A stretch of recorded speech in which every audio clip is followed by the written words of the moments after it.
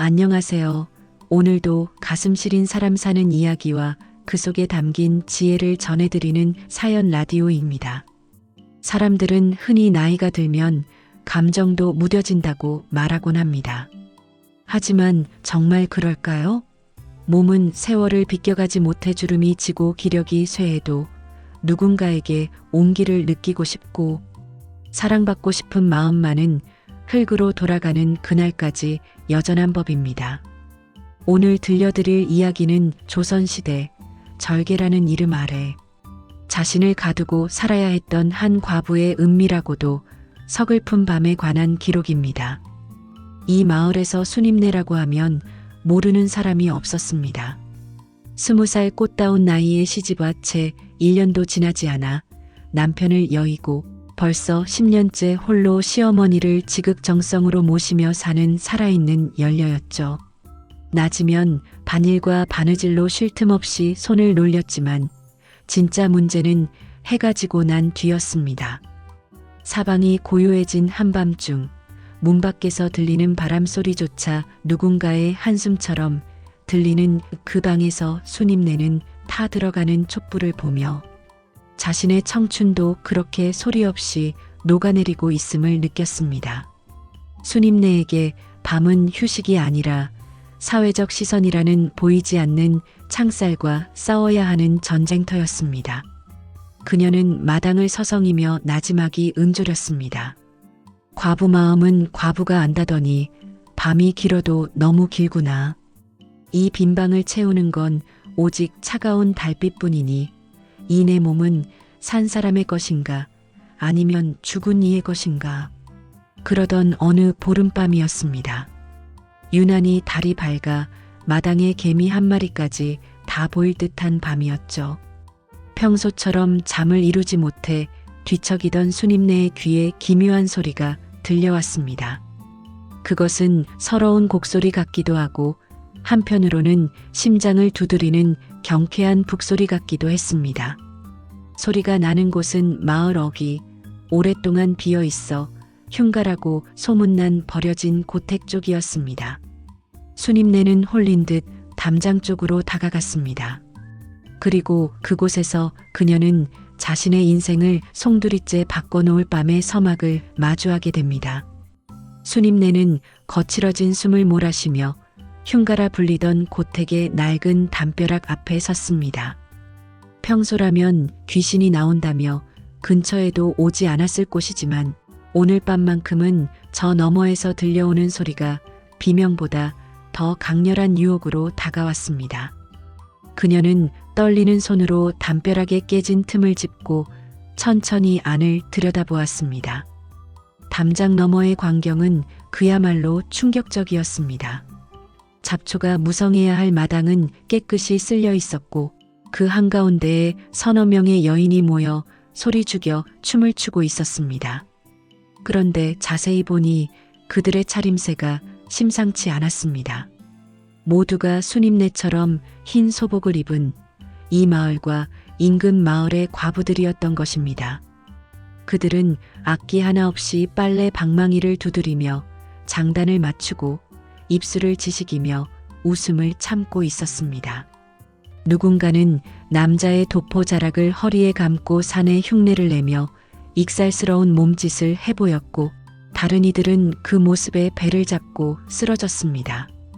유교적 질서가 지배하던 시대, 과부에게 허락된 유일한 미덕은 침묵이었지만 인간의 본능은 법도보다 즐겼습니다. 담장 너머에서 누군가의 낮은 음조림이 들려왔습니다. 죽은 사람 옷을 부여잡고 우는 것보다 이렇게 밤바람 맞으며 한번 웃는 게 진짜 공덕 아니겠나? 저 순간 남편이 야속해도 내 몸뚱이는 아직 이승의 것인데 어쩌겠나? 그 말은 순임내의 가슴에 비수처럼 꽂혔습니다.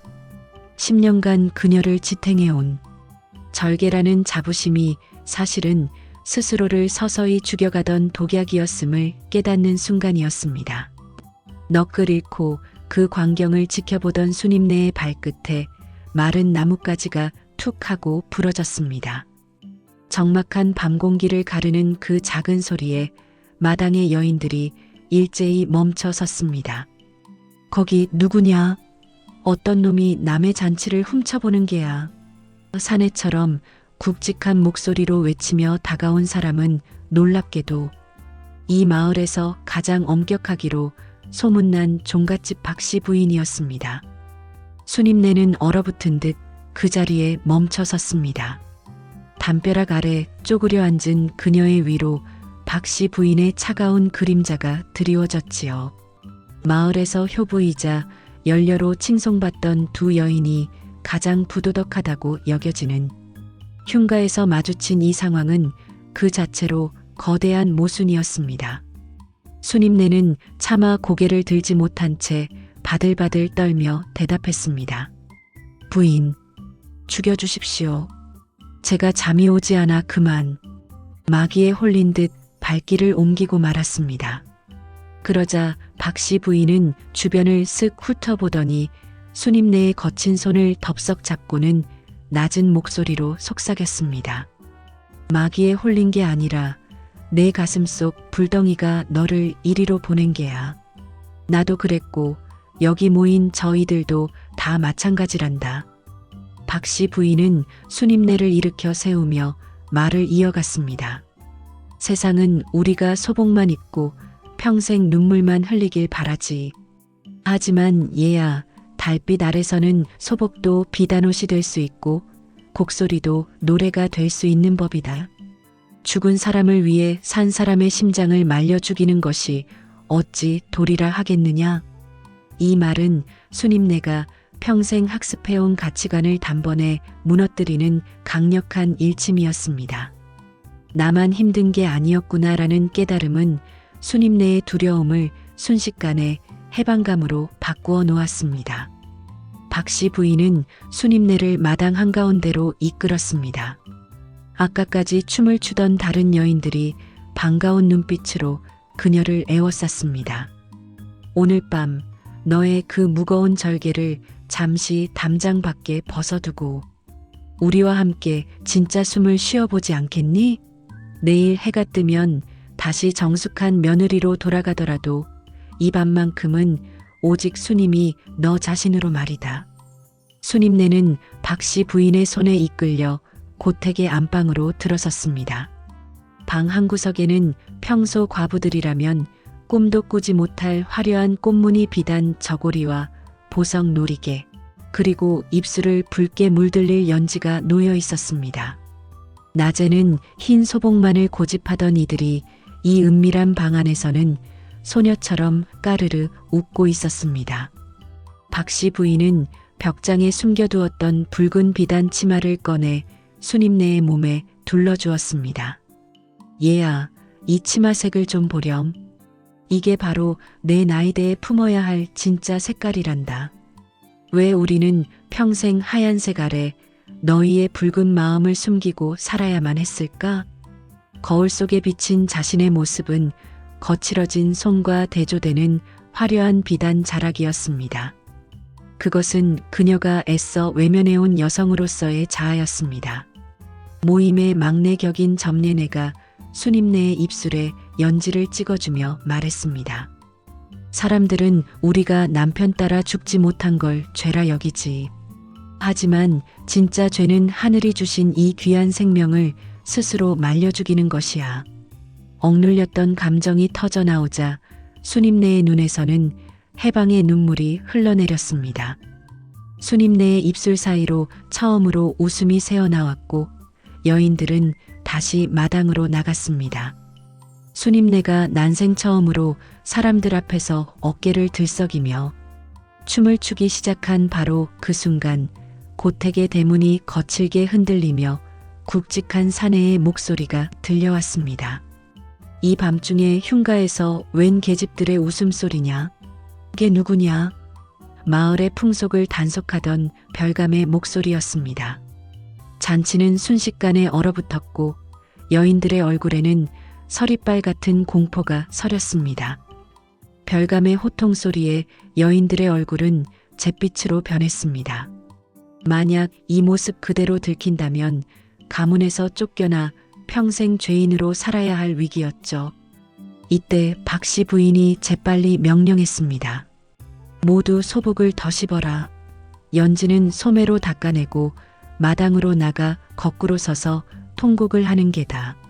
별감이 들이닥쳤을 때 그가 마주한 것은 달빛 아래 대여섯 명의 소복. 입은 여인들이 등을 돌리고 앉아 땅이 꺼지라 곡을 하는 광경이었습니다.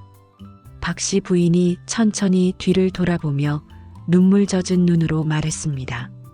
나으리, 저희는 죽은 남편들의 넋이라도 위로하고자 위령제를 지내고 있었습니다. 아까 들으신 소리는 웃음소리가 아니라 한 맺힌 울음이 바람에 섞여 들린 것이옵니다. 별감은 스산한 분위기에 뒷걸음질을 쳤습니다. 아니, 위령제라니. 그래도 이 밤중에 라며 툴툴거렸지만 기세가 꺾인 채 서둘러 고택을 떠났습니다. 별감이 떠나자 마당에는 웃음이 터져 나왔습니다. 공포가 가시고 난 뒤에 카타르시스였죠. 순임내는 생각했습니다. 법도라는 게 참으로 우습구나. 흰 소복 하나만 덧입으면 속에는 붉은 비단을 품고 있어도 아무도 모르는 것을. 박 씨 부인은 순임내의 어깨를 토닥였습니다. 보았느냐? 세상 사람들은 우리가 보고 싶은 모습만 보여주면 믿고 싶은 대로 믿는 법이란다. 하지만 그때 한 여인이 비명을 질렀습니다. 부인, 저기 담벼락 위에 누가 또 있습니다. 담벼락 위에 서 있는 검은 그림자를 발견한 여인들은 얼어붙었습니다. 박 씨 부인이 꾸짖었습니다. 그게 누구냐? 얼굴을 드러내어라. 담 아래로 가볍게 뛰어내린 사내의 얼굴은 마을의 외톨이 선비 이진사였습니다. 그는 낙향하여 고서나 읽으며 지내던 인물이었죠. 이진사는 순임내의 연지 묻은 손수건을 주워들며 나직하게 말했습니다. 별감을 속이는 솜씨가 일품이더군요. 이 마을에 이런 뜨거운 밤이 숨어 있을 줄은 몰랐습니다. 이 진사의 말은 비난이 아니었습니다. 글 속의 예법은 여인을 돌처럼 살라 하지만 사람의 피는 돌 속에서도 흐르는 법이지요. 당신들의 모습이 저에게는 곡소리보다 더 슬픈 절규처럼 들렸습니다. 순임내는 그의 눈에서 자신을 죄인 취급하지 않는 처음으로 한 명의 사람으로 봐주는 따스함을 느꼈습니다. 이 진사는 뜻밖의 제안을 건넵니다. 이곳은 들켰으니 위험하오. 내 거처 뒤편 대나무 숲 정자는 세상에 눈이 닿지 않으니 정숨이 막혀 견디기 힘든 밤이면 그곳으로 오시오. 그것은 위험한 초대이자 생전 처음 느껴보는 사내의 친절이었습니다. 집으로 돌아온 순임내는 밤새 잠을 이룰 수 없었습니다.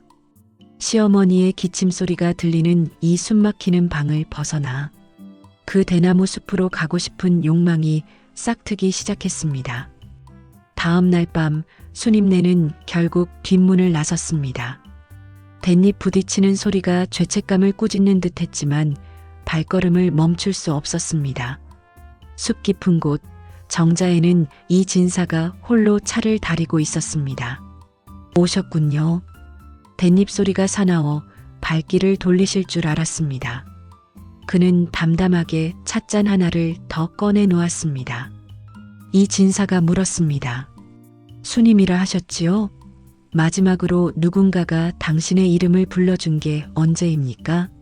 10년간 누군가의 며느리나 과부댁으로만 불려온 순임내는 가슴이 내려앉았습니다. 이 진사는 말을 이었습니다. 사람들은 부인을 박제하려 하지만 이 정자 안에서만큼은 그저 차를 즐기는 여인 순임일 뿐입니다. 세상이 정한 배역을 잠시 내려놓는다고 해서 하늘이 무너지지는 않더군요. 이 진사 역시 낙방하고 숨어 들어온 사회적 낙오자였습니다. 두 사람은 서로의 외로움을 알아보며 밤이 깊도록 속마음을 털어놓았습니다. 하지만 정자 아래 어둠 속에서 누군가의 거친 숨소리가 들려왔습니다. 거기 누구냐? 이 진사, 지금 안에서 누굴 숨겨주고 있는 게냐? 이 진사를 시기하여 뒤를 밟던 조생원의 목소리였습니다. 조생원의 호통에 순임내는 사색이 되었습니다. 이 진사는 재빨리 자신의 도포를 벗어 순임내의 머리 위로 씌우고 병풍 뒤 어둠 속으로 밀어 넣었습니다. 그리고 아무렇지 않은 듯 앉아 말했습니다. 조생원, 이 밤중에 예법도 잊고 남의 서재를 범하려 드는가? 자네의 학문은 밤눈이 어두워 길을 잃었나 보군. 조생원의 의심 섞인 질문에 이 진사는 서슬퍼런 꾸짖음으로 그를 돌려보냈습니다. 조생원이 멀어지자 순임내는 주저앉아 눈물을 터뜨렸습니다. 담장 밖을 나서는 순간 죄인이 되는 현실이 너무도 서러웠기 때문입니다. 이 진사는 그녀의 어깨에 손을 얹었습니다. 후회하지 않소? 10년간 멈춰있던 당신의 시간이 오늘 밤 다시 흐르기 시작한 것을 보았기 때문이요. 당신의 그 붉은 연지색 마음을 내가 지켜주면 안 되겠소? 그것은 억압적인 시대에 맞선 두 영혼의 동맹 선언이었습니다. 순임내는 그의 손을 꽉 쥐며 대답했습니다. 나으리, 저를 순임이라 불러주신 그 마음 잊지 않겠습니다. 하지만 두 사람이 모르는 사실이 있었습니다. 조생원이 완전히 물러간 것이 아니라 정자 밑에 떨어진 순임내의 꽃신 한 짝을 손에 쥐고 사라졌다는 사실을 말입니다. 다음 날 아침 마을 광장은 조생원의 외침으로 소란스러웠습니다. 여러분, 이 꽃신을 보십시오. 어젯밤 이 진사의 정자에서 도망친 여인이 남기고 간 증거입니다. 사람들은 수군거렸습니다. 그 꽃신은 박씨 부인이 순임내에게 선물한 마을에 단 한 켤레뿐인 귀한 물건이었으니까요. 어제까지 순임내를 칭송하던 이들은 이제 그녀를 구경거리로 삼았습니다.